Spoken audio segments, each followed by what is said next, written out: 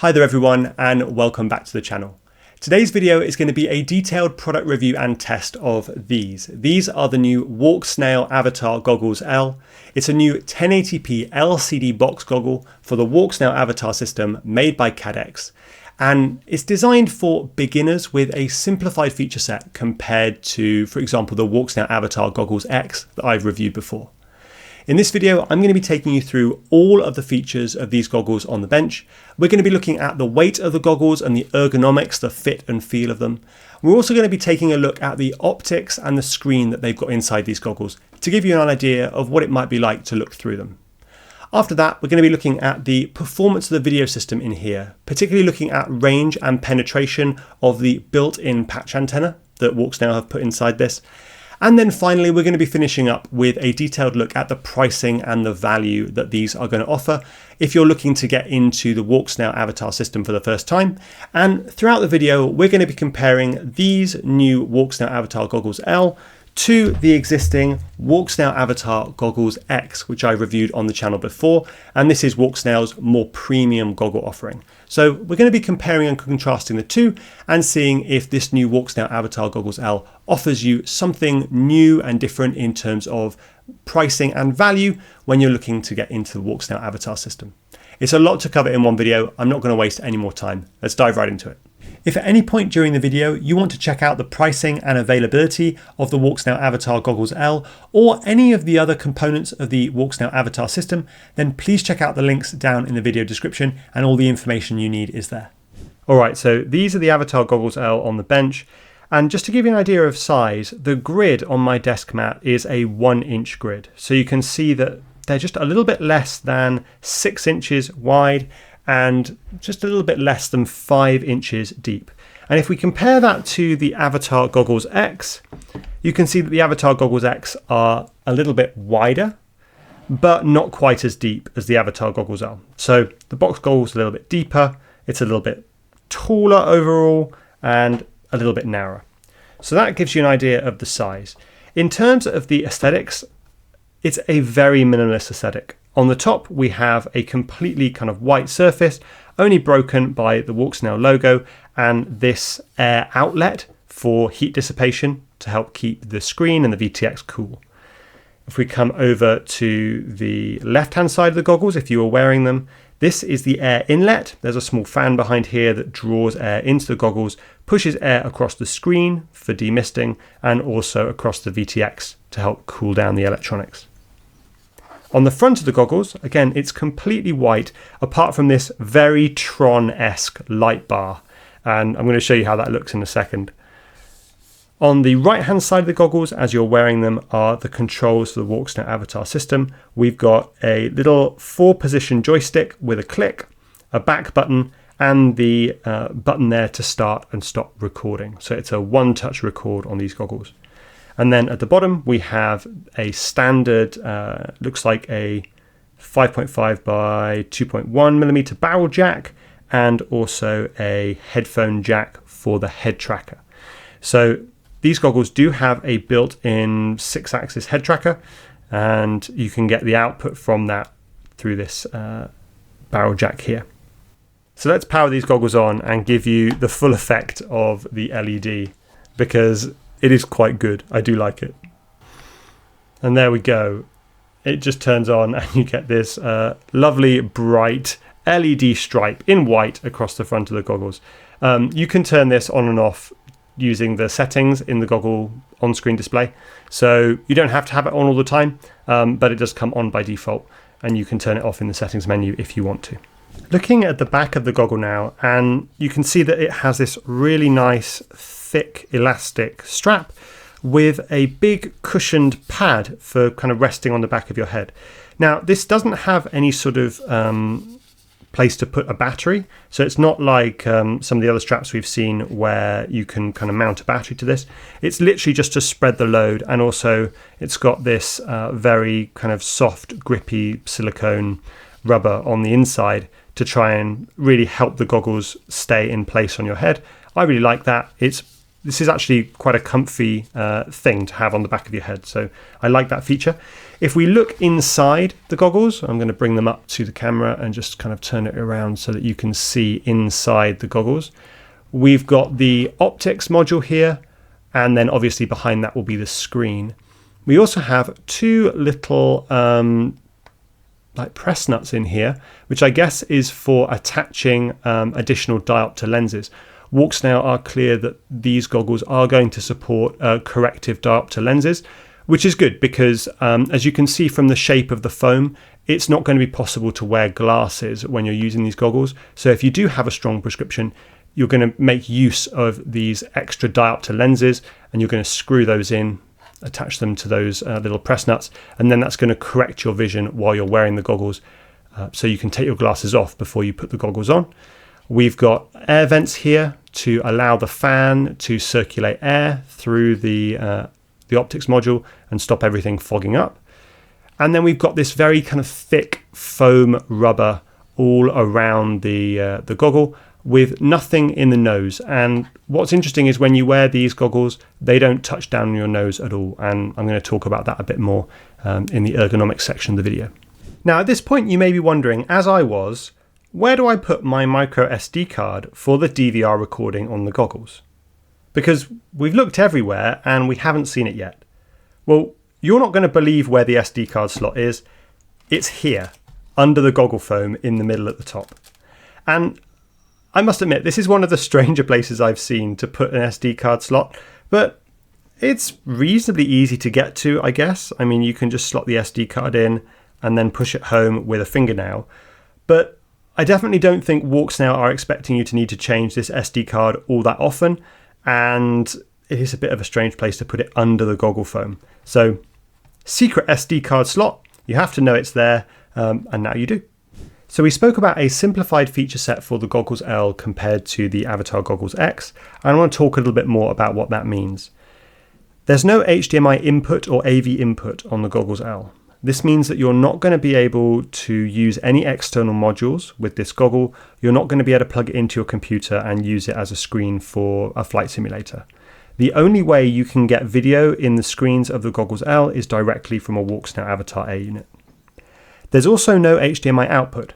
This means that there's no way to share what you're looking at on the screen with anyone else, with any other device. So there's also no Wi-Fi or Bluetooth functionality in these goggles as far as I'm aware, so you're not going to be able to stream that video out to anyone. The optics in the Goggles L is fixed rather than variable, so if you need a prescription, you're going to have to buy the correct lenses and mount them, as we talked about in the optics module. We also don't have any replaceable antennas, so all the antennas in the Goggles L are built in, and you can't upgrade them or replace them in any way, as far as I'm aware, without taking apart the goggles and tearing them down, and then maybe you can actually replace them internally. Now let's get some weights, starting with the Goggles X as a baseline. And that comes in at 316.6 grams, and that's including the headband, but without an XT60 cable. And then if we look at the Goggles L, that comes in at 350.7 grams, so almost exactly 10% more. And again, that's with the headband, but without the XT60 power cable. Now that we've talked about the features, I'm going to put these goggles on and talk to you about the ergonomics. And for me, this is the most important part of any review, because the goggles really have to be comfy for me if I'm going to wear them for long periods. So let me put these on. And I have to preface this by saying that I have a big melon head and I have a narrow European face. So if, like me, you also have a big melon head and a narrow European face, then this insight is going to be really relevant for you and you're going to love it. If you have a small head and a different shaped face, then your mileage may vary and what I'm about to say may not be too relevant. But let's get these on the melon and see how they feel. So first thing I notice when I get these on is that I have to get the strap in the right position to get the load spread across my face. Okay, so that's done now. My eyes are right at the very edge of the kind of eye box where your eyes are supposed to sit in the goggles.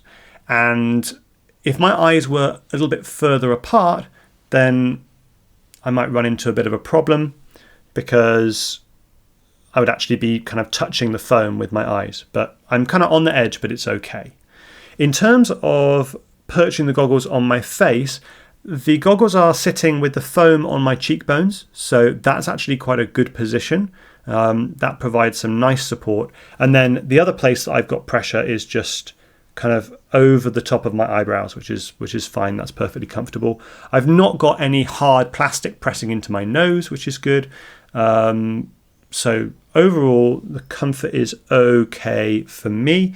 The headband at the back is nice and wide, and that's spreading the load nicely as well. So yeah, not too bad. In terms of light leakage, I have light leakage that's quite noticeable on either side of my nose, probably because I have a narrow European nose. It doesn't bother me too much, to be honest. And the screen in these goggles is nice and bright, so I don't think a little bit of light leak is going to be a problem, but there is just a little bit for me. In terms of the weight is quite far forward on these goggles, so there is a bit of a kind of turning moment, trying to kind of rotate the goggles down on my face. This is going to depend how you hold your head when you fly. So if you're someone who likes to maintain perfect posture and hold their head perfectly straight, then you are going to feel the goggles kind of turning and dragging down a bit. If you lift your head slightly, it gets much better. The moment it reduces. If you drop your head, it also gets much better. So if you're someone who likes to fly with a kind of head down posture like this, then that's very comfy. The only consideration there is I don't know what the range and penetration on the antenna will be like if you're pointing your head down at the ground like this, but the goggles are very comfy to wear like this. So yeah, hopefully that gives you an idea of how they feel on the head. Try to be as descriptive as I can be with that. If I'm comparing them to the Avatar Goggles X, now I've reviewed these before, these goggles just fit me perfectly. So the Goggles X, I can just put them on. I don't even really need to adjust anything. They just fit perfectly when I put them on, and they're very, very comfy. And they have a totally different kind of fit and feel than the Goggles L. With the Goggles X, the load is evenly spread across the bridge of my nose and the top of my cheekbone. So there's no pressure, hard pressure anywhere, and the load is really nicely spread evenly. There's no tendency for them to want to turn or drop down because they're a bit lighter and because the weight is closer to my face. And there's not too much pressure above my eyebrows, just a little bit, but it's totally fine. So, it may just be that I hit the lottery and I have the perfect face shape for these goggles and I don't have the perfect face shape for the Goggles L. Whatever it may be, the Goggles X is much more comfortable for me than the Goggles L, but the Goggles L is perfectly, you could deal with that. It would be absolutely fine, particularly if you're someone who likes to drop their head a little bit when they fly, or maybe raise their head a little bit when they fly. Then that really, really helps with the kind of the turning moment. But yeah, that covers the ergonomics. Now let's talk about the optics and the screens in these goggles. All right, so to show you the optics, I've got my camera right up into the optics module of these goggles on the right-hand side. And what you're seeing through the camera is actually very representative, I think, of what I see when I look through these goggles when I'm wearing them. And overall, the screen is really nice and bright, and it's very clear. There's a lot of detail. You can really see the benefit of having a large 1080p resolution screen, and that is all good. When it comes to the optics, it is difficult, and the camera shows this really well actually. It is difficult to get both the top of the screen and the bottom of the screen visible at the same time. If you get the top of the screen visible, then you just see it kind of blurs and cuts off the bottom. And similarly, if you get the bottom of the screen visible, that hard line, it blurs and cuts off the top. This is true when I wear the goggles as well, and you have to get them exactly right on your head to be able to see both the top and the bottom of the screen, if that's possible for you. And if you can't, you have to kind of adjust them so that you slightly cut the top of the screen off so that you can see all of the information that's along the bottom of the screen, because you don't want the situation where that gets sort of cut off like this, and then you find it difficult to read, your voltage, for example, on the air unit. Now let me pull the same trick with the Goggles X and get the camera lens right up into the optics module. So what you can see here is that the Goggles X has a smaller field of view than the Goggles L, and that the visibility of the whole screen is, I think, slightly better on the Goggles X. We do see a little bit of vignetting in the corners that's quite visible, particularly if I sort of just move the camera around slightly. But you can always see the top and the bottom of the screen, and you can always see all of the information and detail in the readout along the bottom. You'll see that there's a bit of flicker on the camera here, and that is down to the scan rate of the OLED versus the refresh rate of the camera. Nothing to do about that, but you cannot see it when you have your eye in the goggles because the human eye doesn't pick up the scanning of the OLED at all. So when you're looking through the goggles, the image is perfectly smooth. With the same weather conditions and the same lighting, hopefully this gives an idea of the differences in color reproduction, saturation and vibrancy between the two different screens, the OLED and the LCD, and also an idea of the field of view and of the level of detail as well. So with a side-by-side of these, hopefully it should be possible for you to compare and contrast how these two screens are performing and how the optics are performing as well. One thing to be aware of with the optics of these goggles is the accommodation distance that you need to be able to focus on the screen inside the goggles. So to show you what I mean, if I look at the screen here and I focus on the screen, then I am focusing about there. So if you have poor accommodation, for example, because you're a bit older and the muscles in your eyes don't work as well, and you really struggle to focus on something that's like that far away, then you may struggle to actually focus on the screens in the goggles, particularly for long periods, and you might find your eyes get tired. That's not an issue with the Goggles X because you can change the correction on the lens to effectively make the screens at optical infinity. So your eyes relax and you're just looking at something infinitely far away, even though the screens are right there. It's just an optical trick that they can do with the lenses in the Goggles X. They can't do that in the L because of the way the optics module is designed, which means that you are effectively focusing on something that's reasonably close. It's not as close as the goggles screen actually is. The lenses do give you a bit of a sort of extra distance, so it ends up being about there. So worth just checking that you can focus on something that's about 18 inches maybe away from your face. If you can, then you'll have no problem using the goggles. Now let's talk about the latency of the Avatar Goggles L. I was only able to test 720p 60 25 megabits because I have pre-release firmware and that's the only setting that it would allow me to set it to.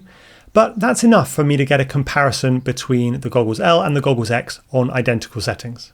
So this is a true glass-to-glass latency test at 1000 frames per second, so each frame is 1 millisecond, and we're counting frames from when the LED turns on in the goggles to when we can see the LED on the screen.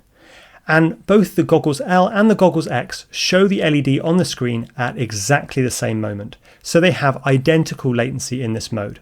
So as you can see, the latency on the Goggles L is the same as the Goggles X when the two are in the same mode. But there is something very critical you need to be aware of with latency on the Goggles L, and that is that it only supports the 60 frames per second mode for the Avatar system. So you won't be able to use any of the 100 frames per second modes with the Goggles L, and so you won't be able to achieve the lowest possible latency that the Avatar system can deliver because those are only realized in the 100 frames per second modes, and the Goggles L doesn't support that.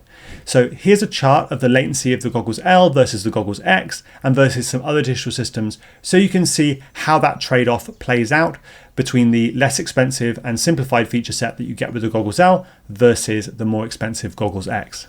The final test that I want to show you and talk about before I give you my conclusions on these goggles is the range and penetration test.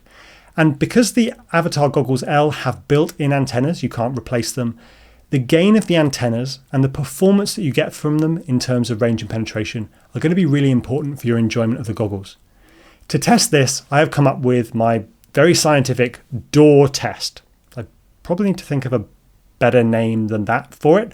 Basically, I'm going to take a drone with an Avatar VTX set to 25 milliwatts, and I'm going to walk away from the goggles and I'm going to start closing doors. And the further I get away from the goggles and the more doors I close, the better the range and penetration of the antennas on the goggles are. And we are going to compare side by side the Avatar Goggles L with the Goggles X. And we're also going to look at the performance of the patch antennas on the Goggles L by trying aligned, 90 degrees and 180 degrees from the direction that I'm walking in. And you'll see this in the video, I think, pretty clearly.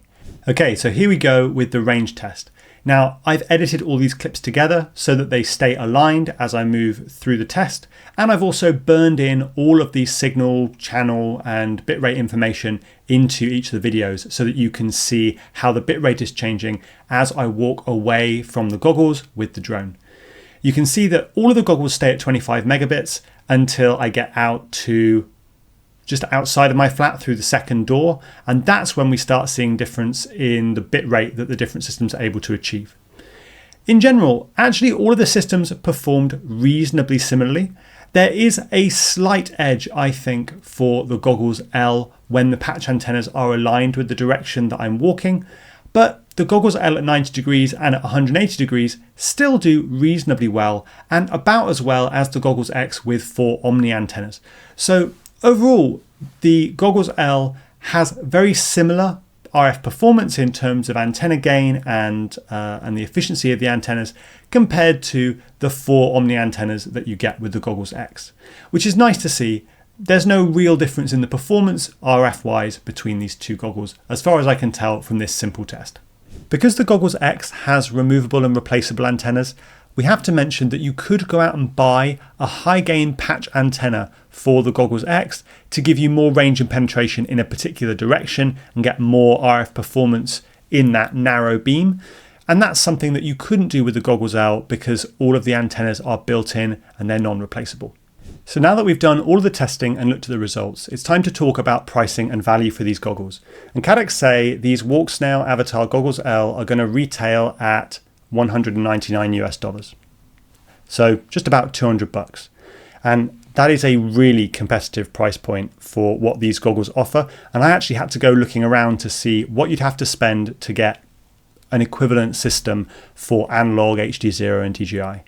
And what I found was that if you're going to spend $200 on the Goggles L and then you're going to buy a Walksnail Avatar VTX for 140 bucks, that gets you in the air with one drone for $340.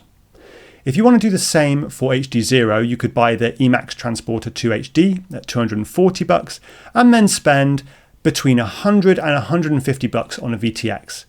The 150 bucks is for the Freestyle 2, so that's going to be something with a bit more output power. The 100 bucks is for the Whoop Light kit, which is for a tiny Whoop drone. So you're going to get in the air for somewhere between $340 to $390. So up to about $50 more than the Avatar system with the Goggles L. And if you wanted to do something equivalent with analog, you're going to be spending maybe $230 on the Fat Shark Scout, or maybe just 100 bucks on something like the Fat Shark Echo to really save the money. And then you're going to be spending $50, $60 per drone for camera and VTX. Where this comes out is really on how many camera and VTX systems you're going to buy. Because for the analog system, I mean, that's coming in at anywhere from 290 down to maybe just 150, 160 bucks to get one drone in the air. But then it's only 50 or 60 bucks more for every subsequent drone. For the Avatar system, it's going to be 140 bucks, and for the HDZero system, it's going to be 150. A DJI is remarkably more expensive. I mean, you're looking at maybe $600 for the goggles alone, and then you're going to be spending, well, at least $150, maybe more like $250 if you're buying O3 air units for every drone you want to put in the air. So I think DJI is in a different price bracket. We're not going to consider them now. For the Goggles L, I think it depends how many drones you're going to fit out. If I was just fitting out 1 or 2 drones, I could definitely see the Goggles L being a great choice. If you're starting to go to 3 or 4 or 5 drones, with that kind of spend, I think the Goggles X starts to look more attractive. Because if you're investing more money, you're going to want the extra features and the slightly better ergonomics that the Goggles X offer you. And similarly, it's the same with the HDZero and the analog systems as well. If you're fitting out 3, 4, 5, 6 drones, then you're definitely going to want the HDZero goggles rather than the Transporter 2 box goggles, unless you prefer box goggles for some reason. And if you're doing an analog system, at that point you're starting to consider things like the SkyZone Sky 4X, spending more like $360 on the goggles. Just to get that better experience, the OLED screens, it makes more sense if you're investing more in fitting out more drones for any one of these systems.